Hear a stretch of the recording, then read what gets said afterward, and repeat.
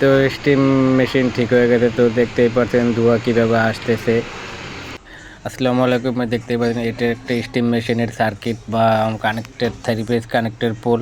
তো এই পোলটা পুড়ে গেছে। পুড়ে যাওয়ার কারণ হচ্ছে এটা হিটার আছে, হিটার পুড়ে শর্ট হয়ে গেছিলো। শর্ট হয়ে তারপরে এটা পোল পুড়ে গেছে। তারপরে এটা আমাদের হাউজিংটা দেখতে পাচ্ছেন, হাউজিং ওর সাইডে ফুটো হয়ে গেছে। তো ফুটো হয়ে যাওয়ার কারণে এটা খুলে বাইরে থেকে ঢালাই করে নিয়ে আসছি, পিতল ঢালাই করার পরে আমরা হিটার আছে, হিটারটা খুলতেছি। হিটার খোলার পরে দেখতে পারবেন যে হিটার কী পরিমাণে পুড়ে গেছে, এটা আমি আপনাদের ভিডিওতে দেখাবো। তো আমার হাতে এখন এটা দেখতে পাচ্ছেন, এটা সেন্সর, এটার মাধ্যমে অন অফ হয়। তো সেন্সর আমি লাগিয়ে দিলাম। তো সেন্সর লাগানোর পরে আমাদের এখন কানেক্টর আছে হিটারের কানেকশন আমরা খুলে হিটারটা খুলে বাইরে বের করে নিয়ে আসবো। তো বের করে নিয়ে আসার পর দেখবেন এটা কী একটা অবস্থা, পুরো ছাই হয়ে গেছে।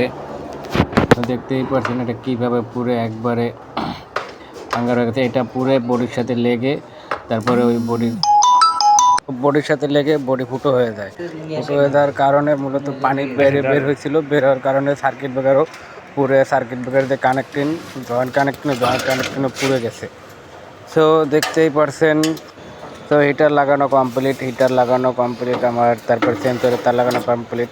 তো এটারে ভিতরে বসিয়ে দেওয়ার পরে আপনার যে 3 ফেজ কানেকশন আছে, 440 লাইন যেটাকে বলে, তো এই কানেকশন দিয়ে দেবো। তো কানেকশন এরপরে এটা বসানোর পরে কানেকশন দেবো। তো কানেকশন দেওয়ার আগেও আগের যে তার ছিল, তার মনে করেন ট্যাম্পার হয়ে পুরো একবারে ভাগ হয়ে গেছে।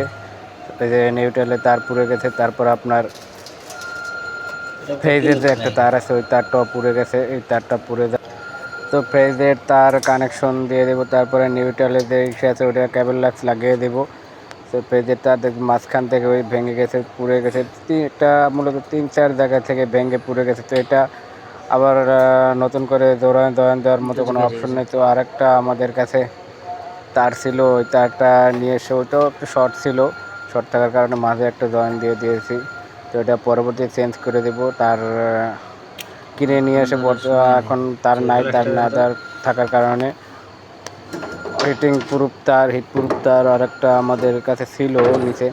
তো ওটা ছোটো কারণে একটু জয়েন দিয়ে দেবো। তো জয়েন দিয়ে লাগিয়ে দেবো আপাতত চালানোর জন্য। তো দেখতে পাচ্ছেন নিউট্রালের যে তারটা আমরা কানেকশন দিয়ে ফেলেছি। তো ওই যে জয়েন্টের যে কথা বললাম, তো এই তারটা আমরা জয়েন দিয়ে দেবো। নিউট্রালের তারও শর্ট ছিল, টার্মিনালে তারও জয়েন দিয়ে দেবো। তো উপরে সার্কিট ব্রেকার একবারে পুরো আপনার যে মেন সার্কিট আপনার সার্কিটও একবারে কালো হয়ে গেছিলো। তো সার্কিটটাও পরিষ্কার করে দিয়েছি। তো উপরের যে পাইপ দেখতে পাচ্ছেন, উপরের পাইপ পানির ইনপুট তার মাঝের যে এই পাইপ দেখতে পাচ্ছেন, ওইটাতে মূলত স্টিম হাওয়া যে ওই ধোঁয়াটা যায়, ঠিক আছে। তো নিচের একটা পাইপ আছে, ওইটা হচ্ছে ওয়েস্টেজ পাইপ। ওটা কখনো যদি পরিষ্কার বা সার্ভিসিং করার প্রয়োজন হয়, ওটা নিচের থেকে যায়। তো এগুলো সবগুলো আমাদের কানেকশন দেওয়া শেষ। কানেকশন দেওয়ার পরে আমরা মেশিনটা অন করে দিয়েছি। অন করে দেওয়ার পর মাশাআল্লাহ এটা অন হয়ে গেছে। তো দেখতেই পাচ্ছেন ধোঁয়া কীভাবে আসতেছে। ধন্যবাদ। ভিডিওটি ভালো লাগলে অবশ্যই পেজটি ফলো দিবেন।